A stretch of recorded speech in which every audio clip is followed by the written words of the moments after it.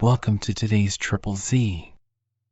The Triple Z podcast is a daily program that you can use to help you fall asleep each night. Just turn down the volume, lay back, relax, and enjoy as you fall asleep. Spawn of the Desert is a Western novel by W.C. Tuttle, first published in 1931.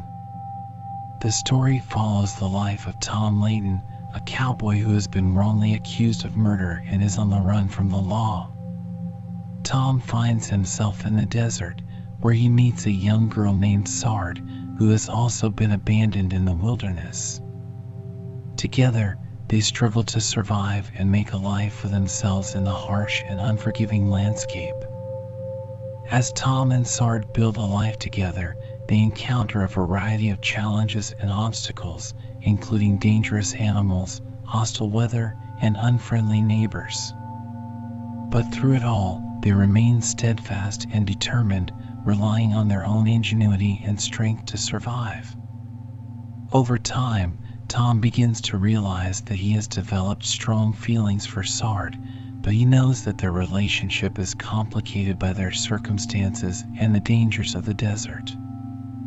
As the story unfolds, Tom must confront his past and face the consequences of his actions while also fighting to protect the life he has built with Sard. If you enjoy our program, please be sure to write us a review on your podcast platform and share us with a friend. You both might sleep just a little better at night. Our website is ZZZ, that's 3z's.media. You can also like and share our content on Facebook or our Instagram account ZZZ Media Podcast. Music for today's episode was provided by the Sleep Channel on Spotify. Chapter 1. The Mojave Indians have a legend of the Calico Mountains and their origin. According to their beliefs, the Great Spirit finished the big task of making the world at this spot. The desert was the final work of the Great Spirit, and he was much pleased, but in his arms he held a big jumble of rocks, sand, and pigments which were left from the great work. The world was all made and very good to look upon, so he had no place for this extra material.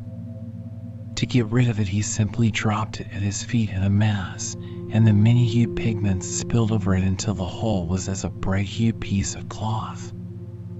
Thus, according to the Indians, was formed these mountains, which are but a jumble of barren rocks, rising sheer from the level desert, scourged through the centuries by the desert sun, wind, and sand, an unfading proof that, unlike man, the Great Spirit painted deeper than the surface. But with all their gaudy colors in the sun, these mountains, at night, are black silhouettes, which appear to be without breadth or thickness, or broken into misty, hazy, unreal piles in the moonlight.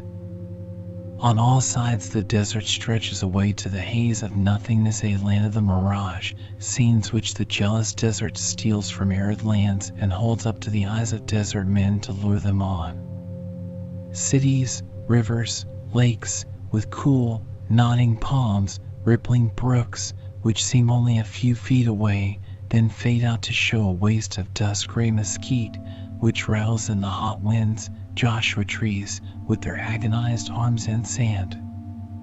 Always the sand. On a rocky plateau of this painted range stood a town, one street of adobe shacks, paved with the solid rock of the mountain. Even the houses were tinted with fantastic colors, where the clay had been mixed with the muck of the silver mines. At the upper end of the street, the cliffs arose sheer for several hundred feet, like gaudy drapes of calico.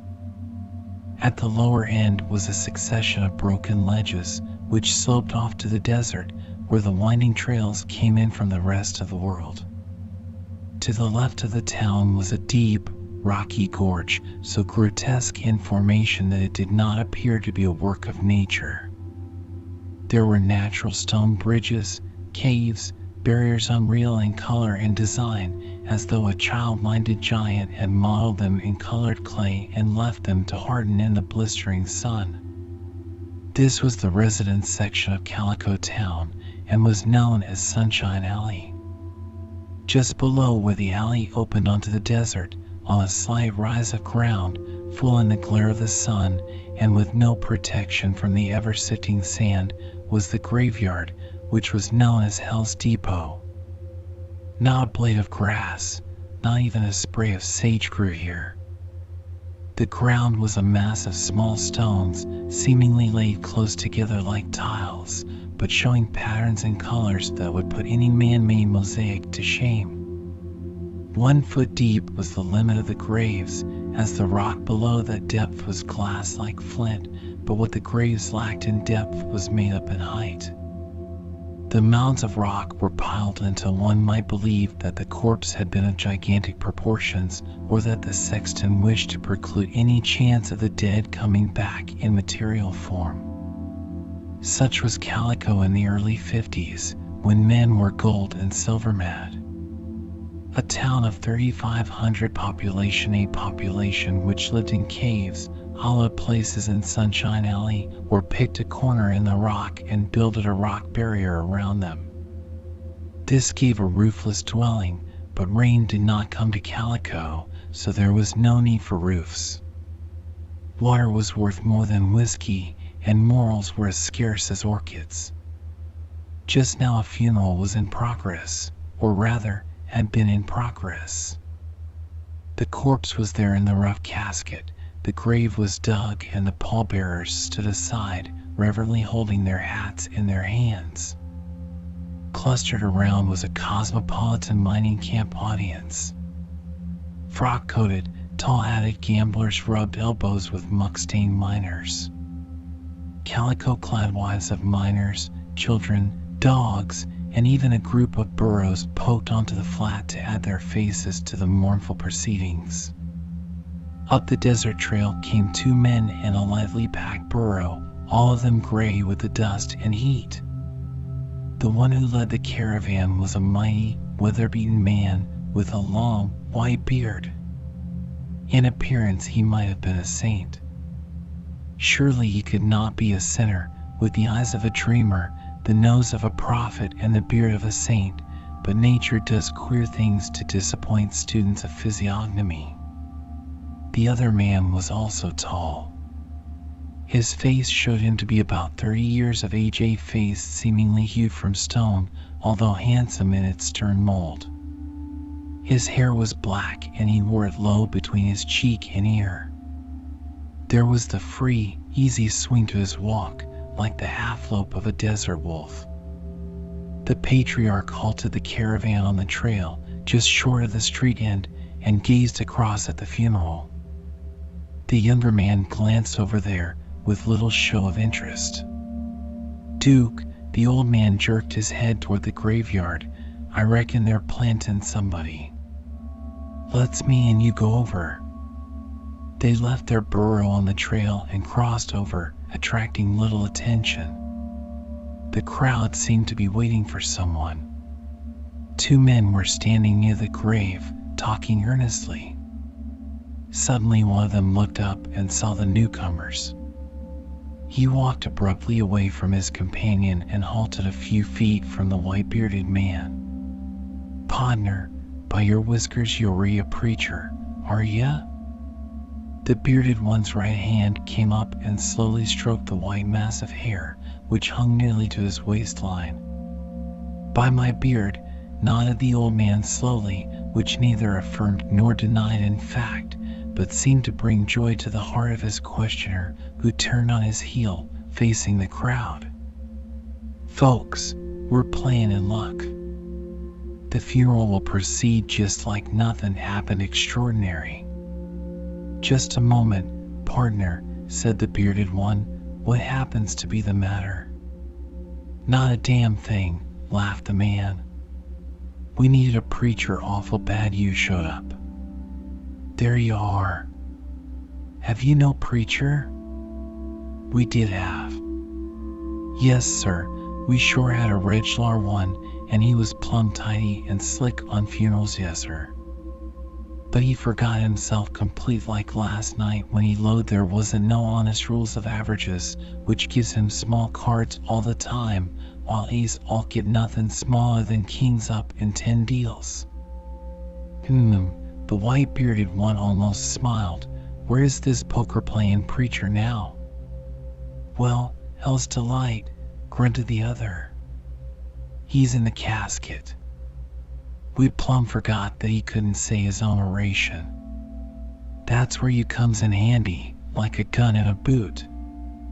The patriarch's head turned slightly and his eyes flashed to the face of his companion, who was regarding him with stony countenance, although the eyes twitched slightly at the outer corners, a sure sign that Duke Steele was greatly amused. The bearded one crossed to the grave and looked down at the rough coffin, while the audience moved in closer. A burro brayed raucously, and 2 more of the long-eared beasts added their brazen throats to the racket. A miner heaved a rock against the ribs of the nearest beast, and the animal clattered away for a few jumps, looking back solemnly, sadly.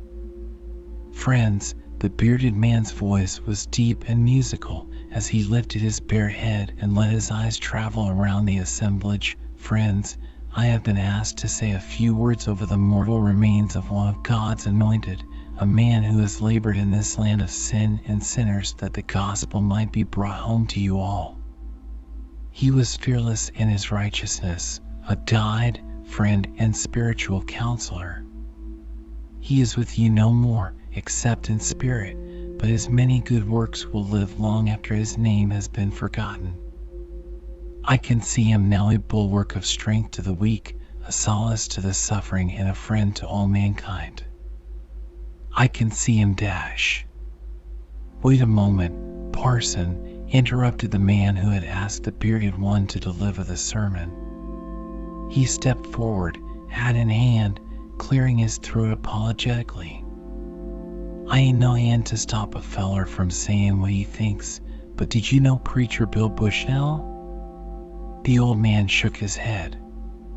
No, I did not know him, friend.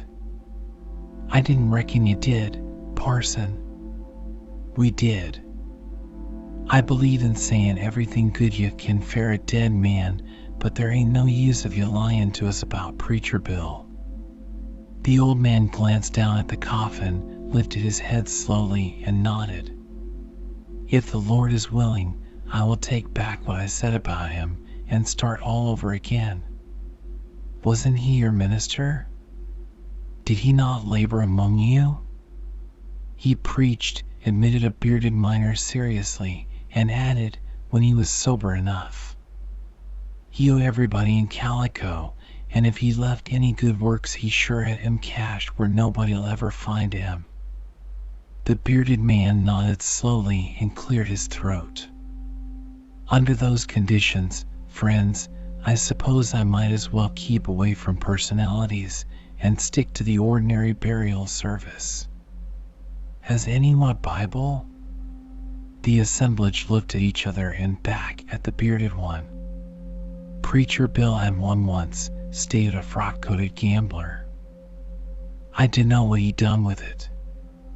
If you're a preacher, where's your Bible? The bearded one glanced quickly at the gambler and held out his hand. Let me have a deck of cards, will you? Cards? Queried the gambler. I have no cards. Then you are no better healed than I am, partner. I have no Bible, you have no cards. He leaned down and placed a hand on the rough casket. Preacher Bill, I wish I had known you well enough to have something to say about you. No doubt you were a hard drinker, of very little value to any community, and showed poor judgment in objecting audibly against a run of bad poker luck, but no man can live through childhood and well into life's narrow span without doing some good, leaving somebody better for having known you. Let him who is without sin cast the first stone. Goodbye, Preacher Bill. The bearded man straightened up and looked at the crowd. Friends, I ask you to try and remember the good things he has done and forget the bad. We are all children of circumstance. The Bible says, the Son of Man goeth as it is written of him. Whether or not this means that our destiny is all written out in the good book, I do not know. Perhaps poor Preacher Bill merely traveled according to what had been written of him, powerless to do otherwise. Shall we say that he was unfit? I think that is all I can say. Parson, one of the miners, stepped out of the crowd and held out his hand to the old man. If you start a church here, I'll sure as hell go to hear you preach. The old man smiled sadly, shook hands with several of the miners, and turned back to where Duke Steele stood. They looked closely at each other, turned and went back to their burrow without a word, while the mortal remains of Preacher Bill Bushnell were lowered 1 foot deep into Hell's Depot and piled high with heavy stones. "Le Saint," said Duke Steele, as they plodded toward the street, "I wonder what will be said over your remains?" The old man turned his head and glanced back toward the group at the cemetery. "I wonder, Duke. Perhaps I shall be lucky enough to have my funeral oration spoken by a man who did not know me any better than I knew Preacher Bill. Will he say, 'This is Paget Le Saint,' or will he say 'the Saint'? I wonder. Still, what should I care, Duke? Damn little difference it makes, after a man's dead," nodded Duke Steele. "True as gospel, Duke. Life is the only thing that interests me. Death I know nothing about nor care." And the Saint spoke truly when he said he did not care, for the Saint was a fatalist, a gambler who staked his life against other men's gold. Just as surely as Kidd and Morgan were pirates of the seas, the Saint was a pirate of the desert, whose appearance belied his calling. Men seemed to speak softly in his presence, as though awed by the majesty of his face and great white beard. Oaths never passed his lips, and no man had ever seen him take a drink of liquor. He censured no man for doing evil, and his open philosophy of life fitted in well with the rough lands of the West. No man, except Duke Steele, knew the real business of the Saint, and he knew only because they were of a kind. Duke Steele was a gunman, a killer, a gambler, and he, alone, knew that the Saint was all of these.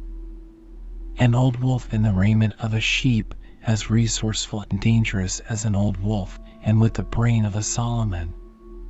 But no man, not excepting Duke Steele, knew anything more about the Saint than they had observed from contact with him, for he confided in no man. He had wandered much, and at times would mention distant parts of the country. Names seemed to interest him greatly, names of men. It was as though he was always searching for a certain name, which he could only remember by hearing it spoken. Duke Steele wondered at times if the Saint was not just a trifle insane. For he was a strange personality at times, given to brooding, violence, turning in a flash to extreme kindness and good humor. He often spoke his own name, as though mocking himself. But of his ancestry, his early life, he made no mention. Duke Steele had been one of his gang in a raid on the Cohees mines, which had been skillfully planned and executed, and without the loss of a man.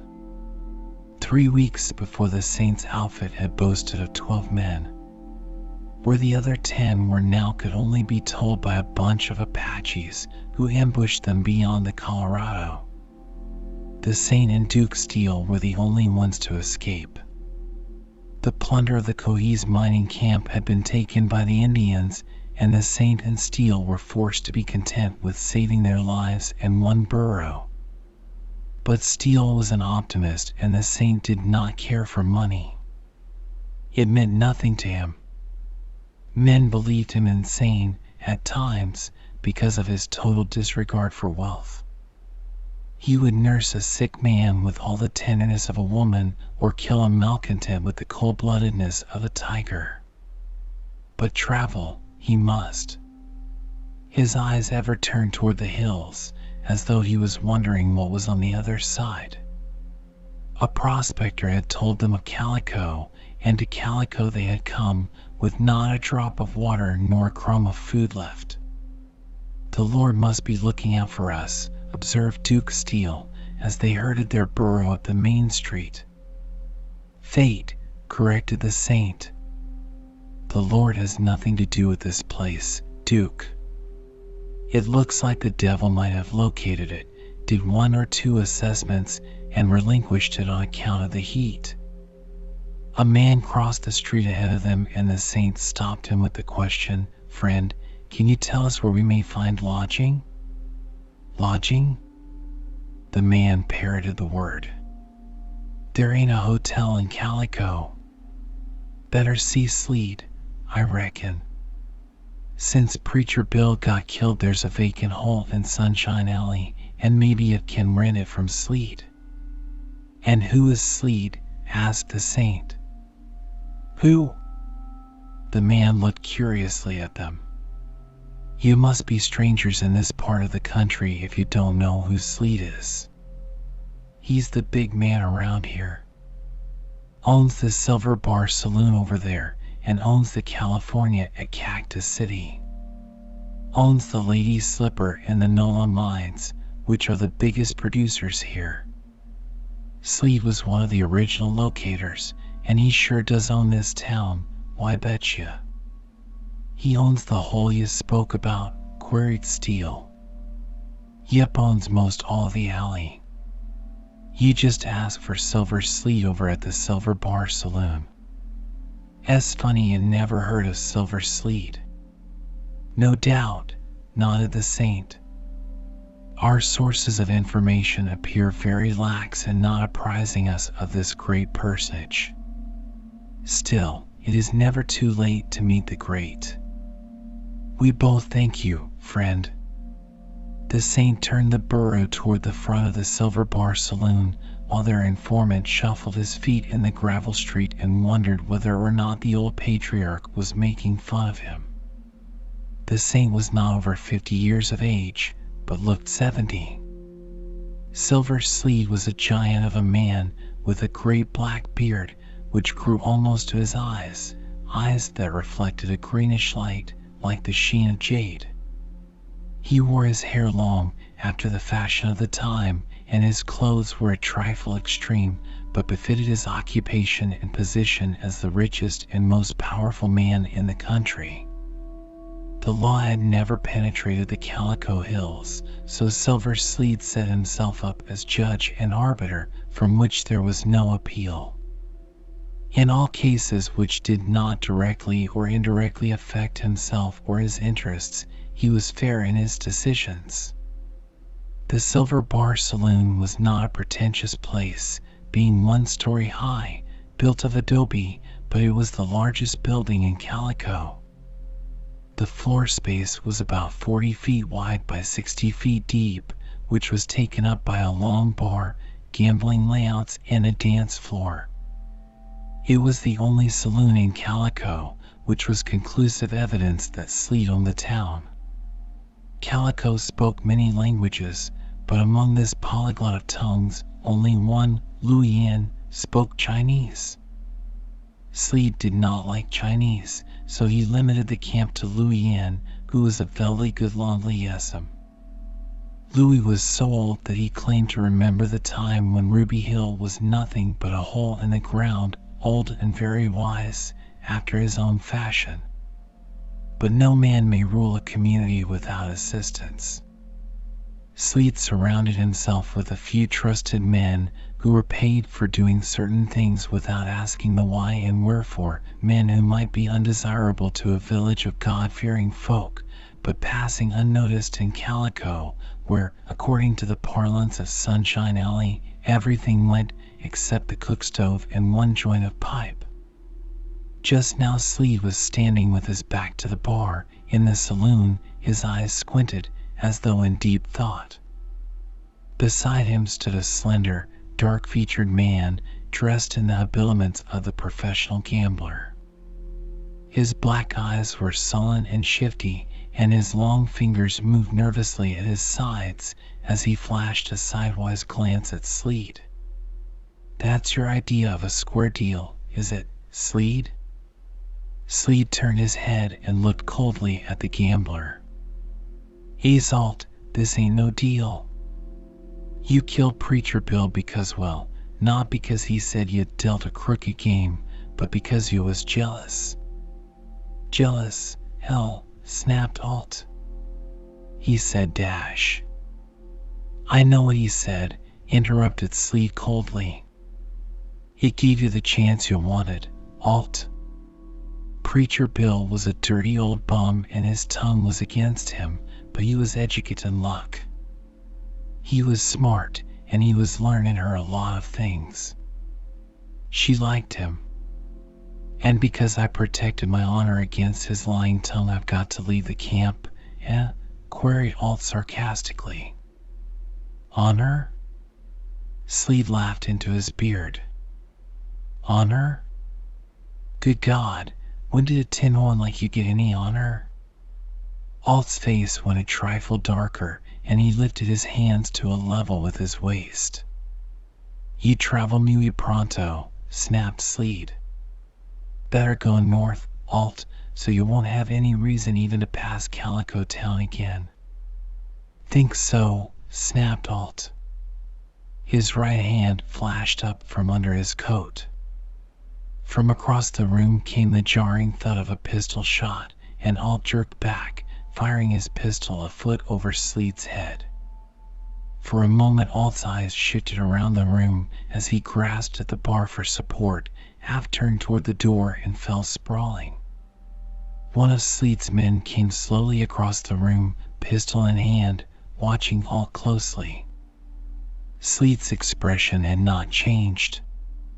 Quick work, Loper, he said softly. Loper nodded and shoved his gun back into its holster. Just then the Saint and Duke Steele came into the door. Sleed looked at them indifferently and motioned for some more men to assist in carrying Alt's body out of the place. The Saint and Steele stood aside and watched the men file out. Silver Sleed? Asked Steele. Sleed looked at him for a moment, glanced toward the door as he nodded. Some of the men who had been at the graveyard were coming in, looking curiously back at the men carrying Alt. We're looking for a place to live in, said Steele.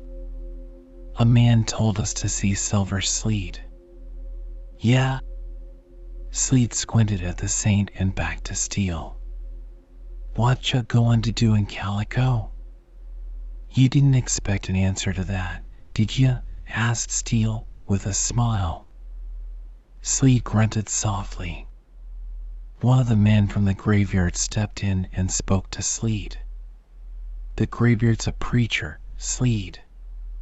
He said a few things for Preacher Bill, and they was damn well said after he got put right. Sleed looked at the Saint curiously and found the Saint looking straight at him. Something in that glance seemed to bother Sleed. It was as though this tall, white-bearded, hawk-eyed man was peering into things that Sleed did not want anyone to see. Sleed glanced down at the floor for a moment and nodded. I reckon there's places to live in.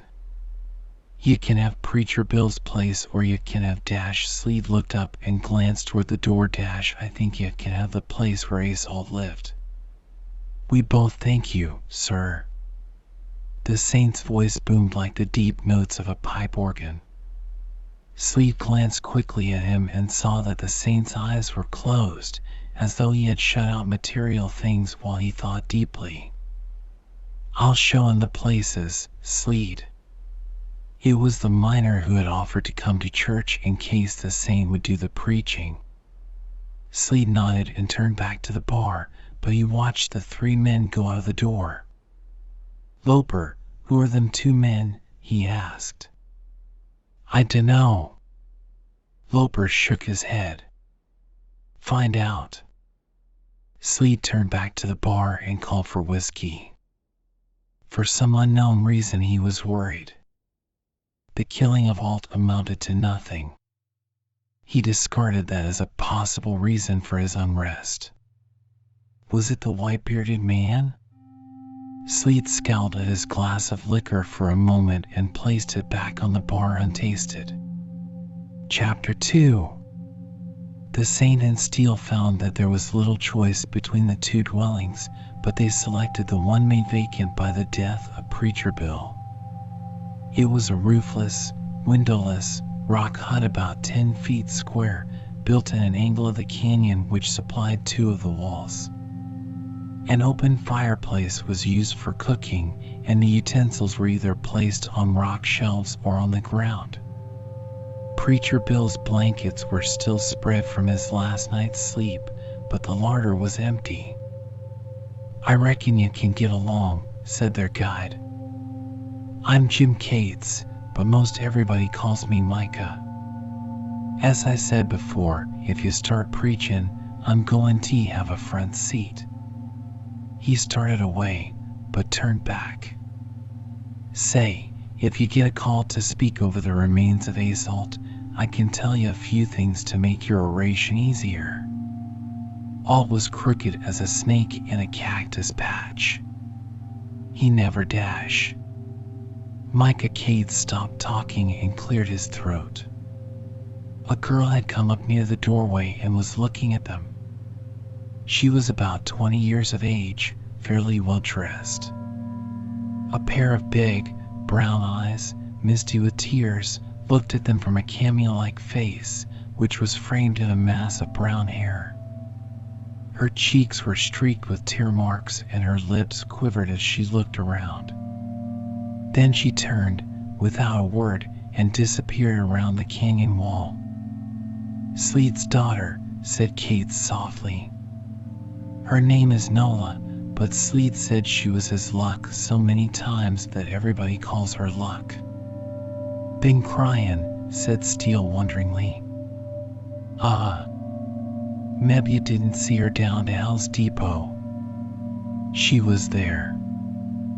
I reckon she was the only one to care about Preacher Bill. You see, she ain't had no chance to learn book teachings until Preacher Bill took to learning her. He was educated a lot, and she sure wanted to learn." Steele nodded. "She's a mighty pretty girl, Cates." "And another thing," said Cates softly, "you don't want to have nothing to do with her. Sleet's a killer, where Luck's concerned. Meb, that's one reason why I got a ticket for the depot.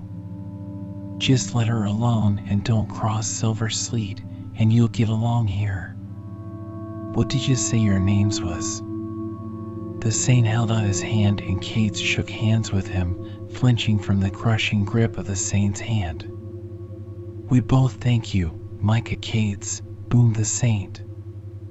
"If I preach in Calico town, I shall deem it a pleasure to see you in the front row." Micah Cates bobbed his head and hurried away.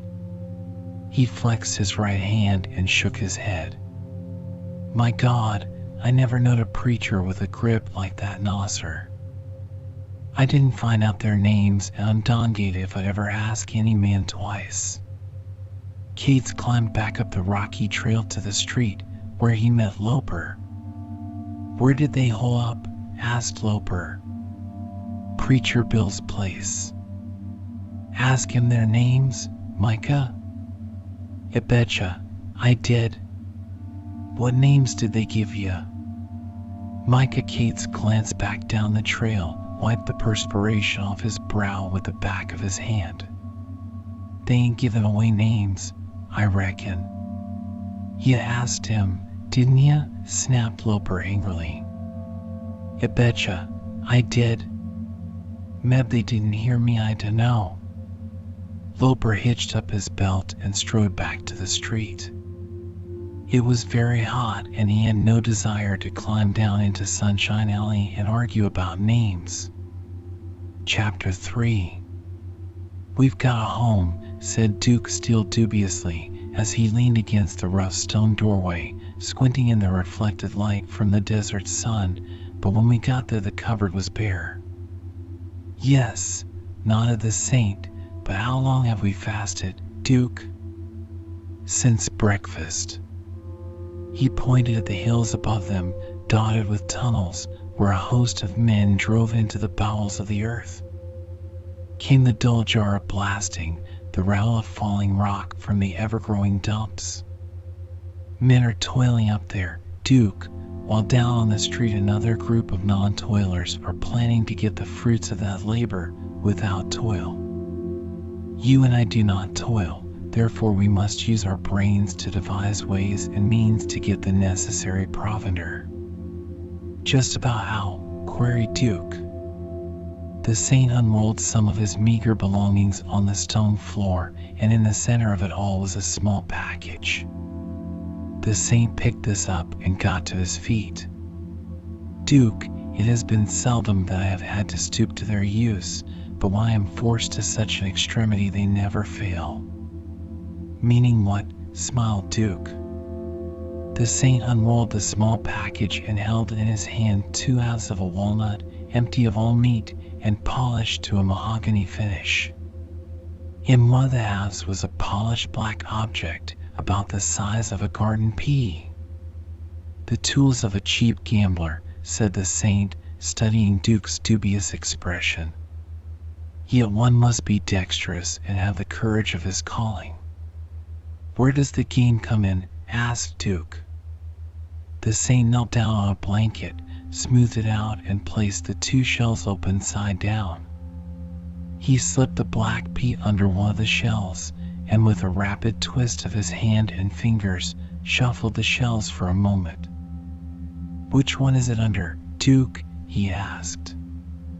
Duke indicated the one, and the saint lifted the shell. There was no pea under it. The saint repeated the process slower this time, and Duke Steele was willing to bet his neck on picking the right shell, but he was mistaken. Is it under the other shell, Saint? He asked. That is hardly a fair question, Duke. Just supposing I had opened my game and a bettor had picked the other shell. Would it be good policy to have the pea under that shell? In our financial condition, we cannot afford to take any great chances, and I know of no smaller chances of losing than by operating the 2 little walnut shells. Duke nodded shortly. I reckon that's right, Saint. Looks to me like Sleet has this place under his thumb. I suppose he's got every gunman working for him, which makes it a poor place for us. The saint placed the 2 shells in his pocket and came to the doorway. The setting sun slanted against the expanse of Ruby Hill, bringing out a myriad of colors until the whole land seemed to be a vast drop curtain of fantastic shades. The voices of men drifted down to them as clear-cut as the tinkling of bells. The rasp of a pick, the clank of hammer on steel seemed to come from the air above them and at no great distance. And like the dimming of a great light, the sun moved its rays swiftly up the side of the mountain, leaving in its track a misty softness, almost as blue as moonlight. Blast after blast seemed to jar the world as the last shots of the afternoon were fired. A few moments later, like ants coming from their burrows, the men came from their tunnels and down the steep hillside, while from Sunshine Alley the supper fires sent up long, straight streamers of smoke to signal them home. Men will always toil, said the saint, as though talking to himself. Toil day after day until their span of life is done, and after them their sons will take up the toil and carry it on. And what does it all mean? Will the work that these men are doing amount to anything in the final scheme of things? Will the sweat of their brows and the calluses on their hands mean anything? Is there a reason for things, I wonder, Duke? He turned and put his hand on Steele's shoulder. I have no conscience, no morals. I have killed, like the wolf kills, and yet I have no fear of death, only wonder. I have studied men from the frozen north to the tropics. I know their different breeds, languages, customs. I have seen a Cree chief die, and I have seen the passing of a Yaqui brave. I have seen the mystery of the unknown come into the eyes of a learned man, and I have held the wrist of a dying degenerate. They all die alike, Duke. Never have I seen a man who did not fight against the death, and I have never seen one pass into the borderland with a smile of welcome. Always that mystery. Sometimes I wonder if death is a punishment. The fear of death is punishment to most men, no matter who they are. A minister of the gospel fights against the hand of death as strongly as the worst sinner ever bred. And why? The hereafter is a mystery. Life is just as great a mystery. Duke nodded solemnly. I reckon you're right, Saint. I kinda feel sorry for Sleet's girl. The Saint looked down at the rocky floor and smiled in his gray beard. Life is no mystery to youth, and you are only 30 years of age, Duke. But don't feel sorry for Sleet's girl. In the first place, she is Sleet's girl. In the second place, you are Duke Steele. Duke swung away from the doorway and looked up the hill toward the town. He turned and looked at the Saint. I reckon you're right, Saint. I kinda forgot.